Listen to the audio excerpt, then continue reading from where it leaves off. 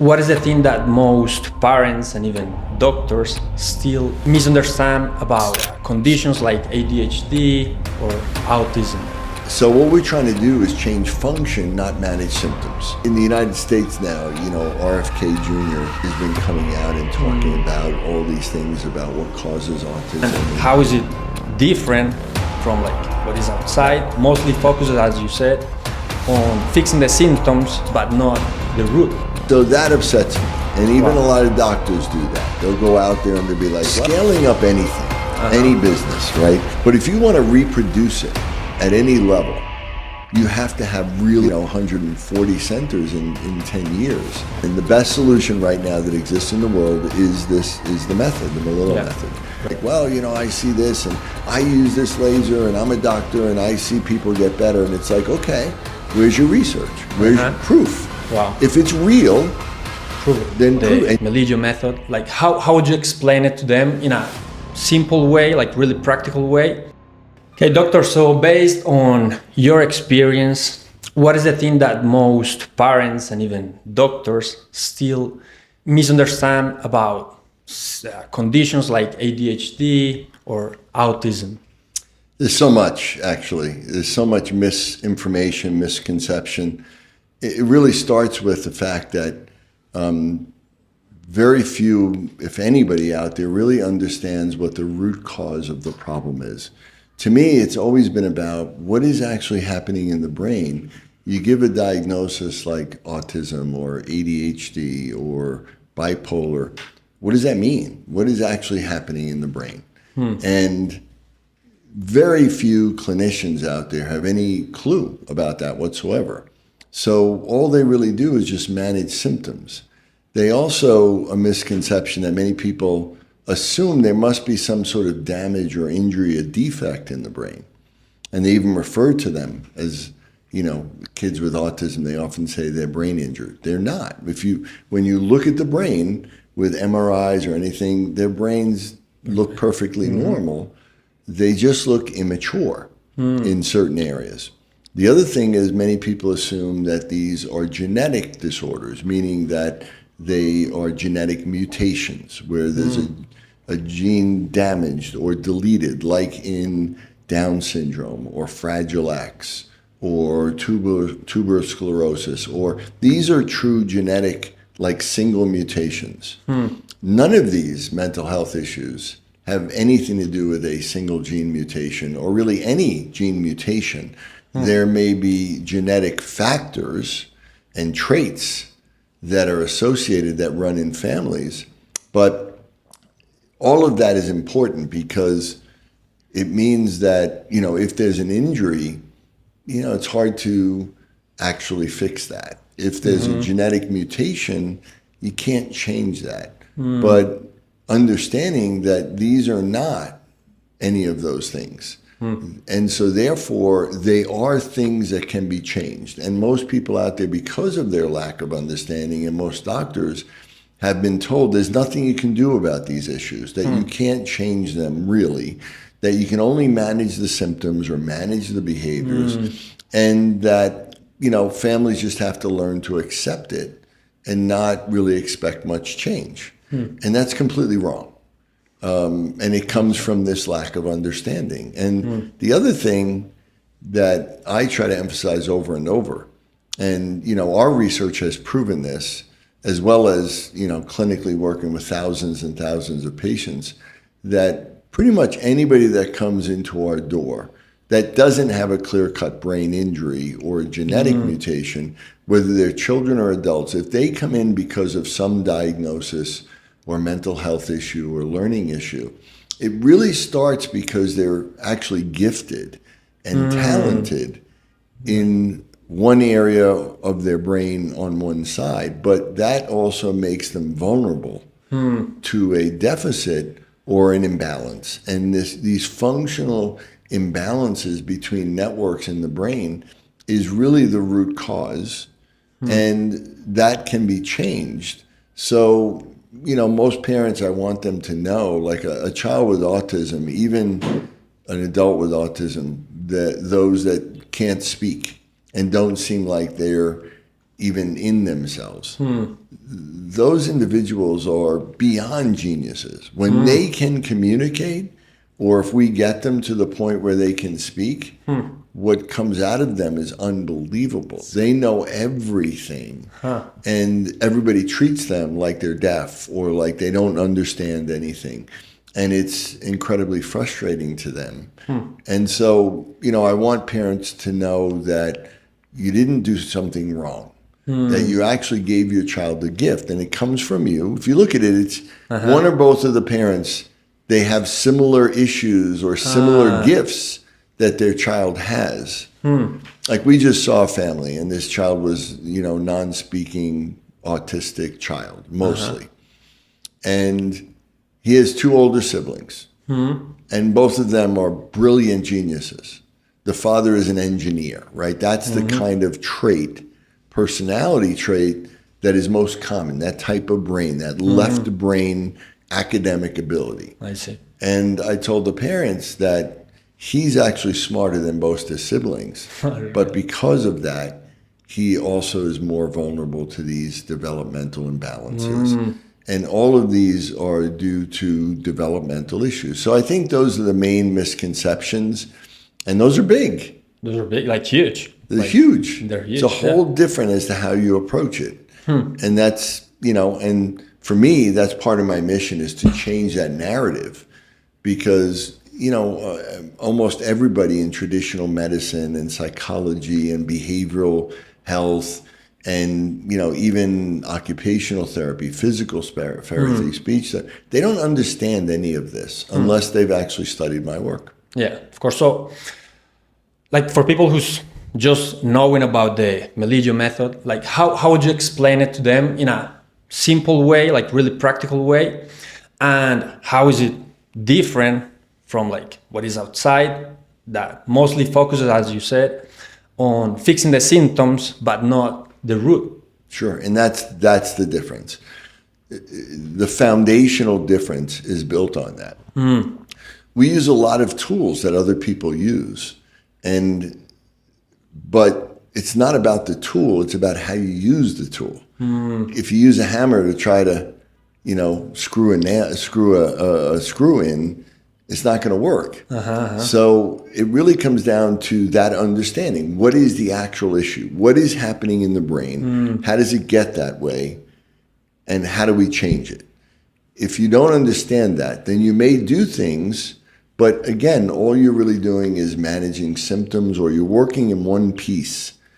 So, and that's the other thing. In most healthcare, everything is broken up into specialty pieces. Like separate. Yeah. And the brain and the body is one big integrated system. The brain, the immune system, the digestive system, all of that works together under the control of the brain. And so understanding that the root cause is in the brain and in brain development. It's not in the gut, as a lot of people are told. It's not with inflammation.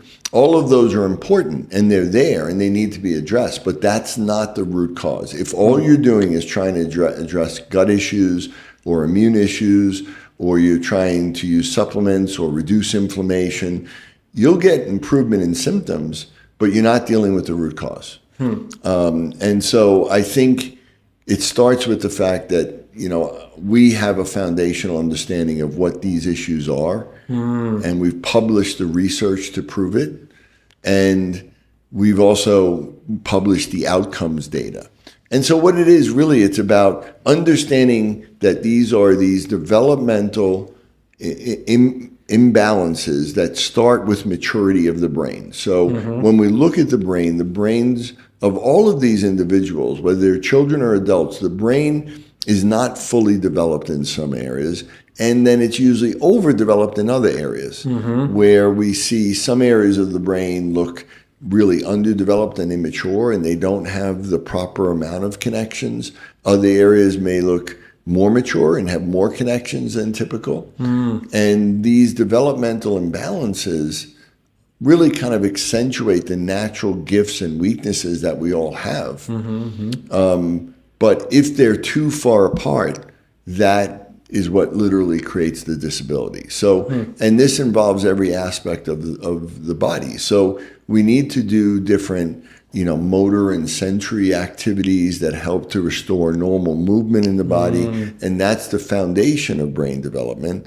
We need to do things that address sensory perception and processing so that we feel our body.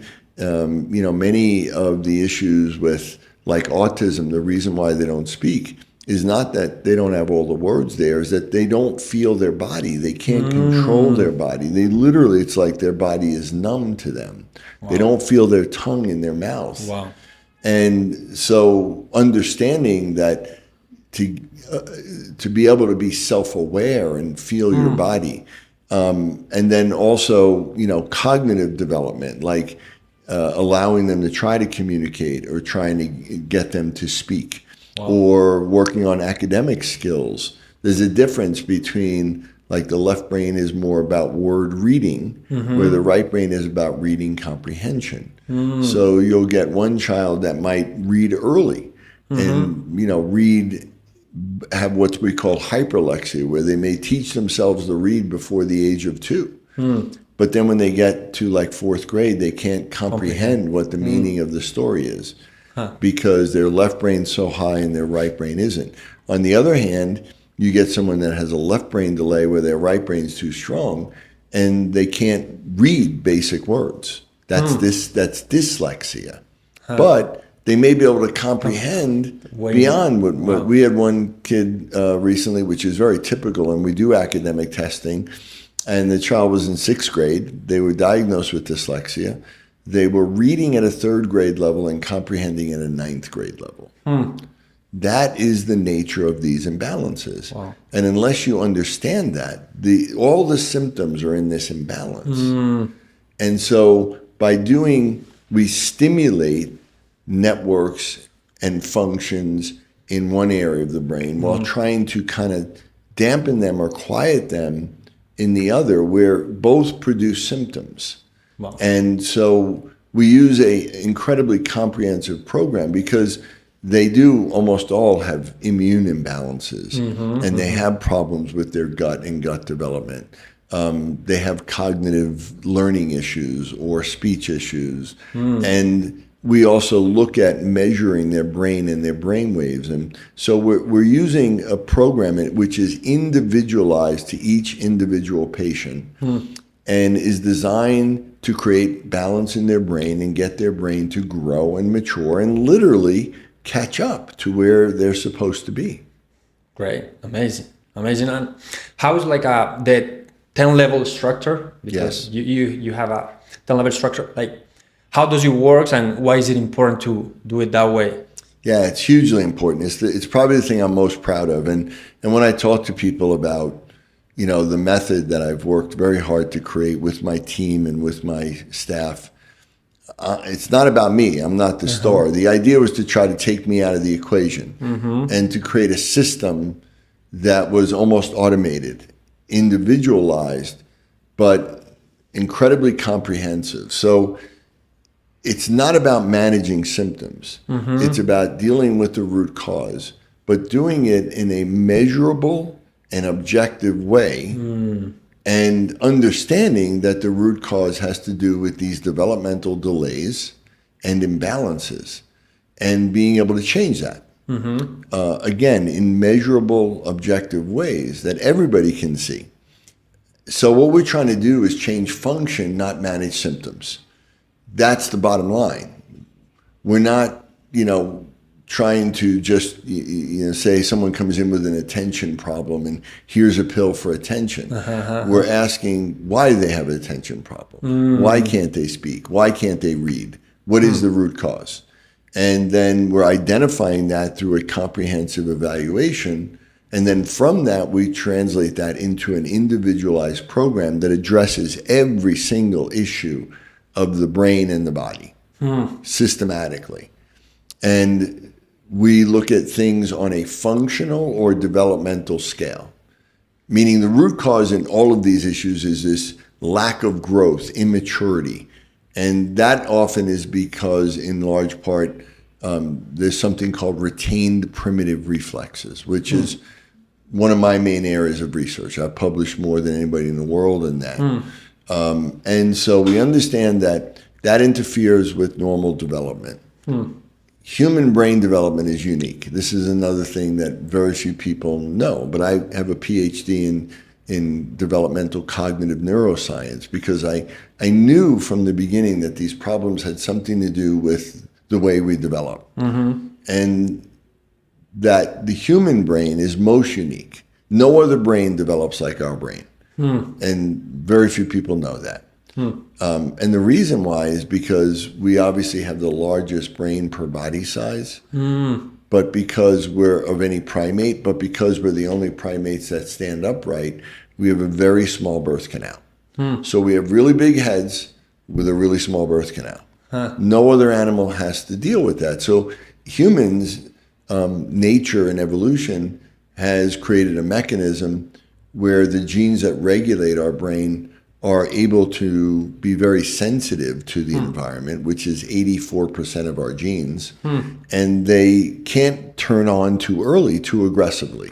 Obviously, the brain is growing in the womb, but it needs to be restricted until it's outside the womb. Almost every other animal, almost every other brain, 80, 90% of their brain at least is the adult size in the womb or in an egg, right? So meaning that in a controlled setting. Human brain is only about 20% formed at birth. Really? So 80% of our brain develops outside the womb. And that is initiated by movement. But our brains are so immature, a horse can run in under 2 hours after they're born. Humans won't walk for 12 months. And that's because our brains are still so immature that we don't have a motor cortex yet. But we need to move to interact with the world, to engage our senses, to turn on the genes to build our brain. So how do we move when we don't have a part of our brain that allows us to move? We're born with these things called primitive or neonatal reflexes that allow us to do basic movements in the womb before we're even born that help us get out of the womb and then early on. So that leads to all of these developmental milestones. And they're so important, but recently during the pandemic, the CDC came out and said that wasn't that important, and that crawling isn't even a milestone anymore, and it's completely wrong. So the idea is with the Melillo method, the 10-level system is about measuring this developmental delay and understanding. And so we examine and look at every major system, visual processing, hearing, auditory processing, smell, touch, movement, body spatial awareness, vestibular, gravity perception, core stability, muscle tone.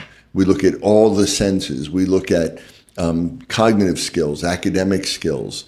We look at, the ability to understand certain things like reading or reading comprehension. We look at brain waves. We do lab testing to look if there are immune imbalances and what specific imbalances are there. And then we put everything on this kind of 10-level scale, either functionally or developmentally. Functionally means some things we're born with as a newborn baby, it should be basically the same level as a full-grown adult, like your sense of touch, your sense of smell should be the same. It should be fully formed. Most of the individuals we work with, they have hardly any sense of smell, or they have a hyper sense of smell. But more commonly, they don't have a normal sense of smell. And that's very, very important. So we want their functions to get to level 10. We want it to be optimal. But then we also look at some things developmentally, like motor skills and speech and cognitive skills. A baby isn't doing it at an adult level. There's a trajectory to it. So when we assess all of these skills functionally and objectively, we're then saying, where is that skill based on where it should be for that individual's age? And so 10 is basically an adult level of functioning. 9 is teenage. 8 is basically 9 to 11. 7 is 8 is basically, as I said, 9 to 11. 7 is 7 to 8, 6 to 7. So we put it on an age level scale. Wow. And so the program is not only objective and measurable, but it's also goal directed, meaning there's a specific goal. Wow. A lot of treatments and a lot of programs out there, what they do is they give you this generic program, pretty much that they give to almost everybody. And they give it to the parents or they implement it and they do it over and over and over. And they're just hoping for a result. We hope there'll be a change and we hope that the symptoms get better. That's not the way our program is designed. Our program is individualized. Everybody gets a completely individualized program. And then it's designed to be dynamic and not only change, but literally create change. Wow. Like force change to happen in an objective, measurable way. And that change is we want to literally see the brain grow and mature. Wow. So we want to see them. So let's say if a child is 8 years old, we have a goal that basically we want to get them to level 7 or 8. That would be their age-appropriate level in everything, right? And so now let's say in certain things they're at level 1, or they're level 0, or they're level 2, or they're level 3. So now our goal is to get all of them to level 7. Wow. And so we then implement this program and teach the parents how to do this at home. And every day is a measurement. So not only do we have an overall goal, we have an individual goal. What's our goal? This activity is now at level 1. We want to get it to level 2 and then to level 3. So level 1 has a goal. We do something, a specific exercise for 30 seconds perfectly. They do that several days in a row, and now they're ready for the next level, which effectively means that their brain has just matured another year in that period of time and gotten closer to their goal. When we give a parent a treatment program, I tell them, I often say to them, if I said to you, let's go jump in my car and let's go for a ride. And I asked them, what's the first question you would ask? If I said that to you, let's jump in the car, where would you say? Oh, maybe where will we go? Where are we going? Right? Because humans, we think we're goal directed. Yeah, we have to have a goal. Right. That's human behavior. And we need to know, where am I going? What's my destination? What's my goal? Most people don't give programs. They're like, we're just going to keep on going and hope there's change. Everything we do has a goal, right? We're going to get to this goal. And the goal is to get their brain to be developmentally where it should be and to get it balanced. That's our goal. And so we can literally say, okay, our goal is here. When we get to this point, and all of it is at that point, and we've gotten every part of the brain and every system and gotten the immune system, then the program's done. And the individual should now be functioning at a typical level or beyond typical. So the way that is designed, there's no other program that's designed like that in the world. And that's the thing I'm most proud of, because it's also not about, so the parents know that when they're doing these activities at home, they know every exercise, every activity, there's a goal today. What's the goal? And we often let the child know or the adult know, this is the goal for this activity, because they want to know. No one just wants to do mindless exercises over and over. They become resistant to it, right? But if they have a goal, and it's not just, did they hit that number? Did they get to 60 seconds? It may be that they were doing it at 10 seconds. Wow. And then we can say, okay, just do 11 seconds today. Let's do 13 seconds. Let's do 15 and then 20 and then 25. So now everybody sees that we're getting closer every day. Every day is a win. Where most of these individuals lose every day. They're being told what they can't do. And they lose in school every day. And every day is like, oh, you didn't do that right. You didn't do that right. Now this is, we're doing everything, and every day is like, wow, you did better today. Getting better. Wow. And then when they hit the goal and they get to the next level, it's a big celebration. We're like, wow, now they feel like, wow, this is great. And they start feeling confident, and they start getting control of their body, and they start being able to regulate. And now everybody's involved in this process, and it's a team, us with our staff, with the parent, with the individual patient. We're all working together with clear goals and looking at measurements every single day. Every day is another measurement. Wow. And again, and we're looking at everything. So that's where the 10-level system is so unique and so special. And, even I've been teaching doctors and therapists around the world how to do, the foundational aspects of my program. But the nature of a course is that it's limited time. So I haven't been able to, the only place we do the full 10-level system is in one of our centers. So let's talk about that. Like, since we're right now in Medellin, opening up the first international center, and probably it's going to be like, you're going to be opening up a lot more centers in the next years. Yes. Like how you have built the systems and everything that like people can feel like fully safe that they're coming to one of the centers and they're gonna get the like best results, best transformation, like as if they were going to New York. Yeah. Well, again, for me, early on in my career, I realized a few things. One is I was just seeing things that other people weren't seeing, right? And remember, I started as a father that had 3 kids with issues. So, but I also knew a lot about neurology and neuroscience and the brain, but I wanted to understand what was happening in my own child's brain. No one could tell me. And I was just asking questions, and people would look at me like, no one's ever asked that question before. And to me, it was like the most obvious question, like, what is happening in the brain? And so it forced me to go out and get answers that no one got. So when you went to doctors and you asked them about the brain of what did they say?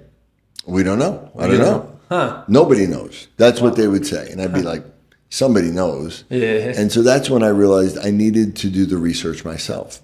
So I spent my time I was already doing some brain research, but I really dove into it and spent, every spare hour I had, with a father's passion and with a professional passion, because I was so curious. And then I started implementing some of the things I found, because once I started figuring out what the actual problem was, the whole point was, what do I do to change it? How can I change it in my own child? And right from the beginning, I started getting pretty significant results that nobody else seemed to be getting. And so I knew I was onto something unique. And I also was able to see, this was even in the beginning, early 90s, that this was the beginning of this kind of epidemic rise of all mental health, and especially childhood issues. I saw it coming, that there was this huge rise coming. So the idea was, I knew there were kids and families that were going to be struggling like mine all over, and I wanted to help all of them. So I first went out and started to try to teach doctors how to do what I do. And again, it was hard for them. They didn't think like me. And so, again, I taught them the basics as well as I could. And they did some of it. They loved it, but they had a hard time implementing it. That's when I decided, I needed to create a program that is really step by step. That's like a turnkey program that with minimal training, any doctor, any therapist, any parent could implement it. And so I spent, the better part of 10 years perfecting that and doing the research to prove it. And writing a textbook about it. And so once I did that, was able to then start reproducing it. And first I started a company called Brain Balance Achievement Centers.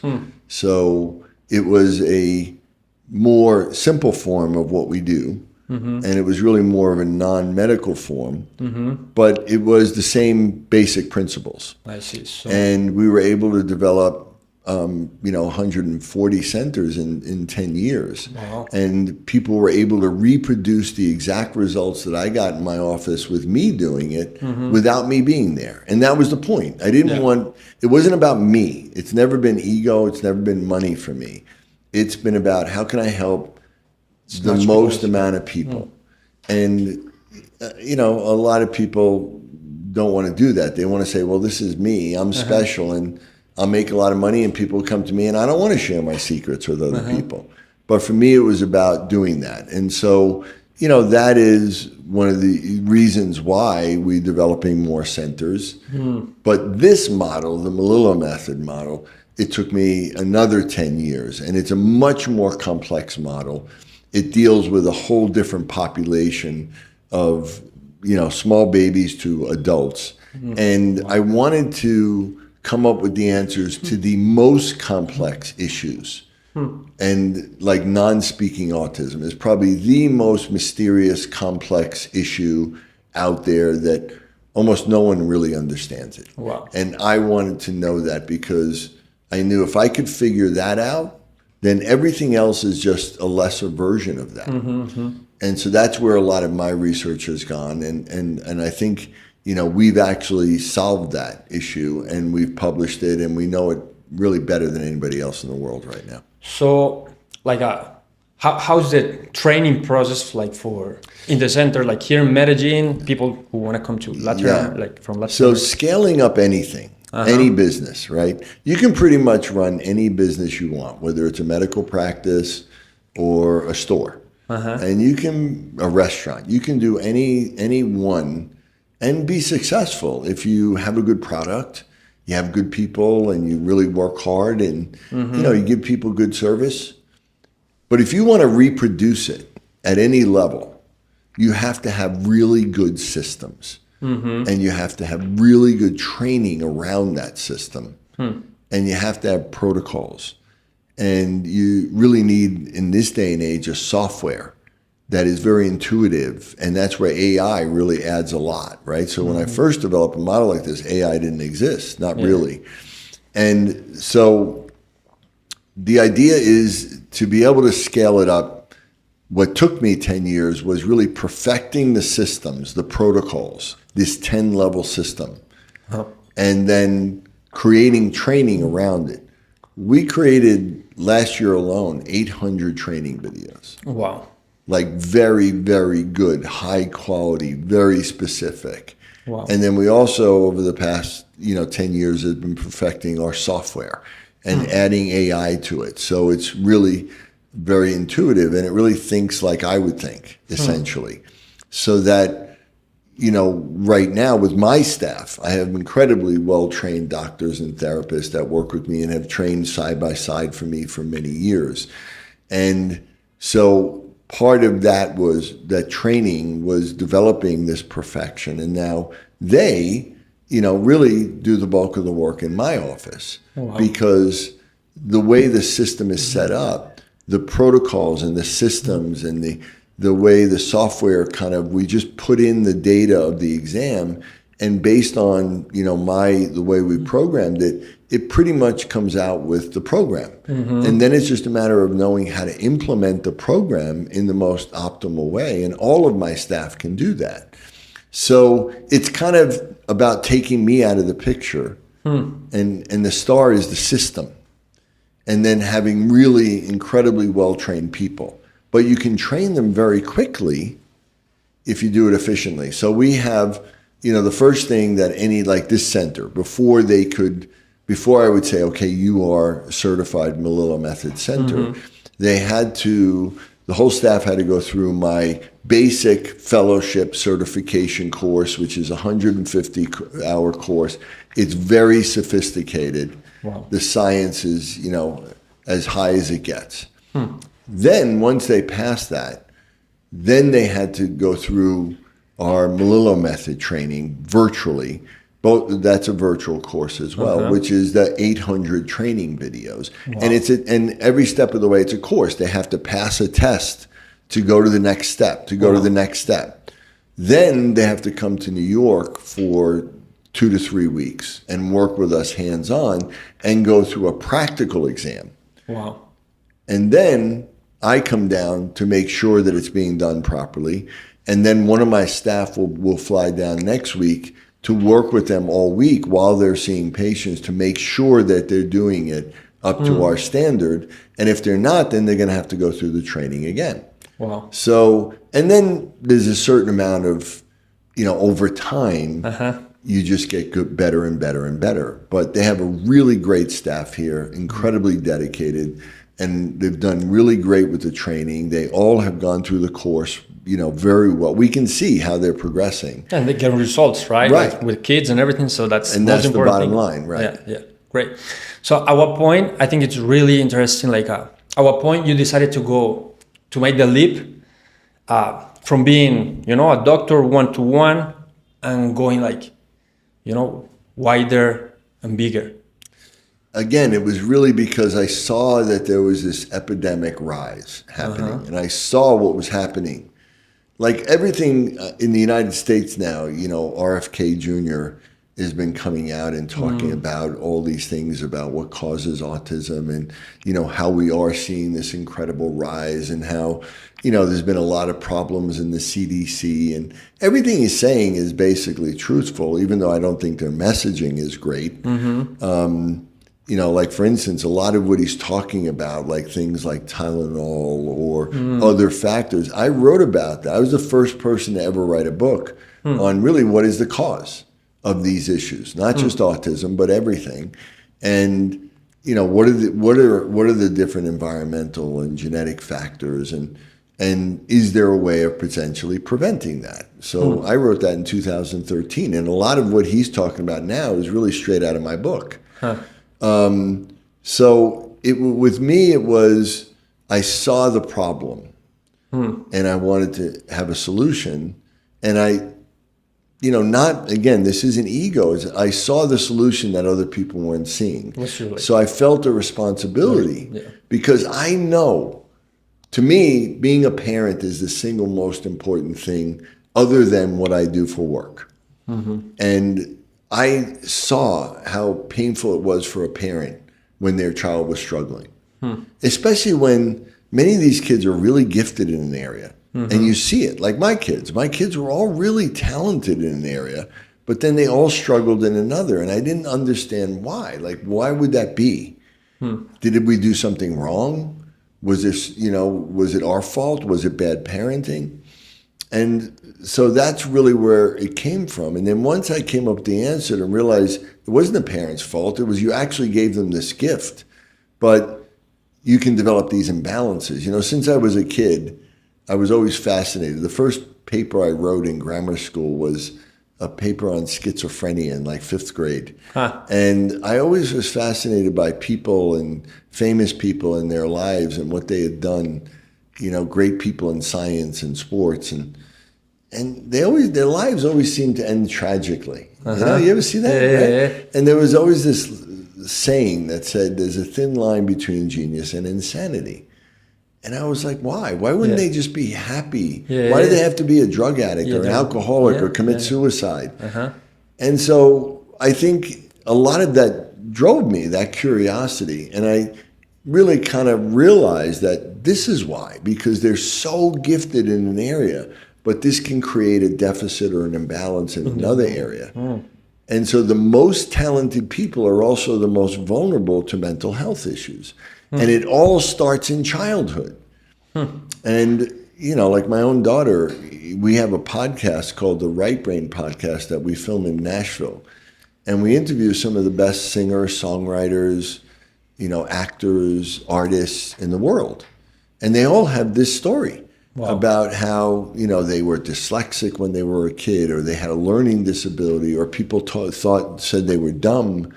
But yet they started these musical savant level skills at an early age. And that was my daughter. I mean, she struggled a bit with reading and spelling and math. And, yet she started writing full songs, words and music at the age of like 9 or 10. And she was singing from the day she was born. And so it was like, how can she write and remember songs like instantly, but she can't remember what she read, you know? So it was the nature of that. And as a parent, knowing what I went through, I wanted a parent not to struggle or suffer like that, not to go through life feeling like they did something wrong and they hurt their child. And I wanted to help these children.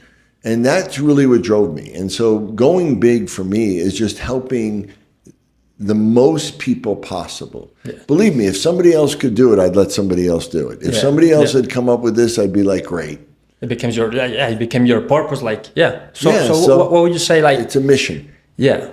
To those doctors that probably they have also like a method or maybe like something that they have done, but they're really doubtful about themselves and they're not like, what would you say to them? Yeah, I'd say that believe in yourself. If you feel like you have something that is unique and is getting changes that other people aren't doing, then you have a responsibility to get it out there. Mm-hmm. But you also have a responsibility to do the research to prove it. And that's most people are not willing to do that. Yeah. And that really upsets me because now with Instagram and TikTok, you get, these biohackers and these influencers. And everybody's out there telling you what to do, and this machine and this laser and this thing. And they have no idea what they're talking about, right? And there's no research to back any of it. And so that upsets me. And even a lot of doctors do that. They'll go out there and they'll be like, well, I see this and I use this laser and I'm a doctor and I see people get better. And it's like, okay, where's your research? Where's your proof? Wow. If it's real, prove it. Then prove it. And you have and it's hard. Yeah, that's the hard part. It's hard to do research. It's hard to get grants. It's hard if you have to put the money up yourself. Of course. Right? And it's really hard. And most people are not willing to do that. But even before that, you have to create systems around, you have to make it reproducible so that other people from you, like, anything in science, a basic principle in science is that if a researcher says, okay, I have this discovery and I did this experiment and I showed this. Now other people have to be able to reproduce that. If other people can't reproduce it, it's not real. So that's where, for me, I needed to create the system so that other people could do it, so that, other doctors could reproduce it, that even parents could reproduce it at home. And then I needed to prove that. And I needed to do the research. And that's why I've published over 100 papers, in the last 20 years. And I'm publishing more every year. So we haven't stopped. We've actually, in the last, since basically 2023, I think we published somewhere around 15 or 20 papers in some of the best journals in the world. So everything I'm saying, we've proven it through the research. Wow. And that's a responsibility. So if you're someone out there and you feel like you have something that really is worthwhile, I say, great. You need to create a system so that it's reproducible so that other people can do it besides you. And then you need to do the research to prove it. Because if you don't, then it may be real. I'm not saying it's not real. I'm not saying people are on Instagram saying and lying. Some might be. Yeah. But if you can't prove it, then you also don't know. Like, you're seeing a result and you're assuming it's because of something. Yeah. I use this tool and people say they're better and it's because of that tool. Maybe not. Maybe it is, maybe not, right? But that's the thing. And so there are very few people out there. That's why I think one of my unique abilities is not only do I have 2 doctoral degrees and a master's degrees, and I've been in practice for 30 plus years and seen thousands of patients, but also because I'm a clinician and I've never stopped treating patients, and I've also been a researcher almost my whole career. Those two don't often come together. You get researchers that do research but never really see live people, and then you get doctors or therapists that treat people but really don't read or understand or do any research. Wow. And so for me, I've been committed to being all of those. And then, writing books about it and lecturing, and I'm a professor, and I've taught all over the world. So, and it's all in an effort to get me better and to understand things better so that I can create a better program. What I've created now, this Melillo method, is basically the masterpiece of my life. It's amazing. And I will add two things to that thing you said, and you tell me if you agree. Like the systematic thinking, I think is a big, unique ability from you. And also, like knowing you have this and then like making it your mission. Like I'll add those two things to your unique abilities, and then that's what you have created, right? Yeah, I think a lot of that was just instilled by my parents, that you have a responsibility to give back. If you're gifted or talented or you have something, then you can't just take in life. You need to be able to give. And I'm a big believer in manifestation, that you can, that you're in control of everything, and that you take responsibility for all the good and all the bad. And that, and karma is a real thing. Like, if you do bad things are going to come your way. And so I've always felt this responsibility to help people. That's what I wanted my life to be. I wanted it to mean something. My father always told me to leave a mark in this world. Wow. And, not in a bad way. He just felt like, hey, you got to give back. You got to contribute. You got to contribute. Yeah. And so, for me, if I can get a child who would never have spoken in their life and never been able to control their body, never been able to tell their parents that I love you, never be able to experience somebody loving them or them loving somebody. Wow. I don't think there's a better thing I can do in life. Yeah. I mean, to me, that's the most important job in the world. And I know that the people that work with me and work for me and follow my work get that. They have that passion. And, that's why every day for me is a blessing. It's a gift. Yeah, I sure can tell that. What would you say, to all these Latin American families that probably they're getting diagnosed, like their child that diagnosed, and they're feeling like this, maybe there's not a solution, the diagnosis, I don't know, there's nothing you can do. What would you tell to them? I'd say that, they're going to be told, most likely, unless they're going to a doctor that knows my work. But if they don't, they're going to be told there's nothing that can be done, and that just learn to accept it, and that we're just going to manage things, and none of that is true.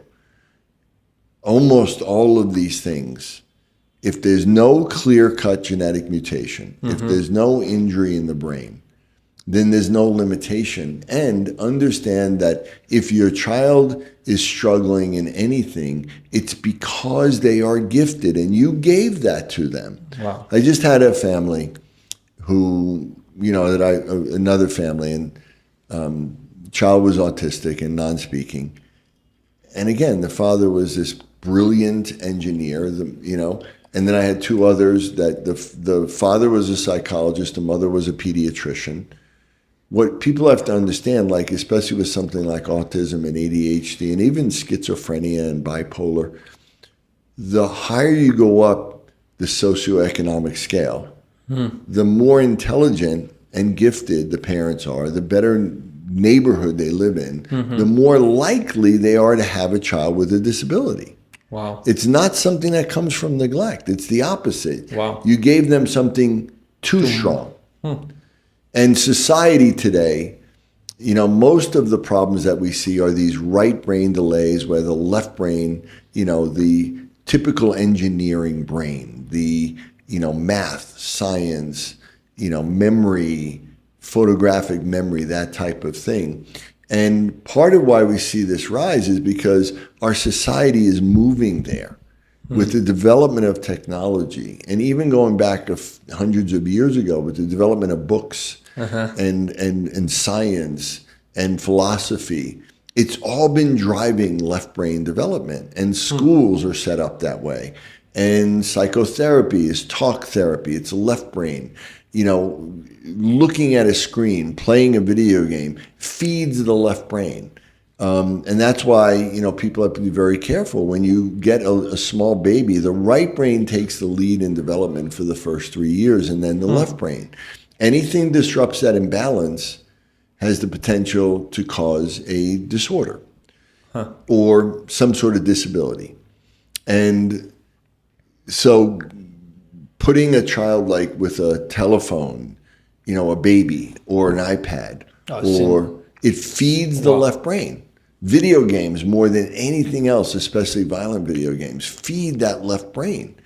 And so we're seeing that our environment is driving this left brain development so much, and it's becoming more and more and more. With virtual reality and AI, it's going to be insane.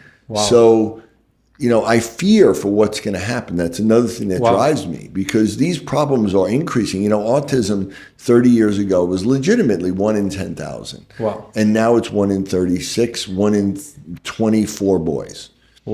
And, those are real increases. It's not just that we're recognizing it. It's not just that we're diagnosing it better. This has been proven. I proved it in my book, and also other people. Some of it is better recognition, but most of it is not. So we are facing this increase. And these kids are special. These kids are brilliant. But, all of them, we use a letter board as a special way of working with kids that are nonverbal, where we can get them, they can't write or type on a traditional keyboard because they don't have that level of control. But with assistance, they can type with a letter board. And all they say to us is, please help me speak. Please help me stop stimming. Please help me, not get aggressive or angry or whatever. They want help so bad. And yes, they're incredibly gifted and brilliant, and they're probably another evolution of our species.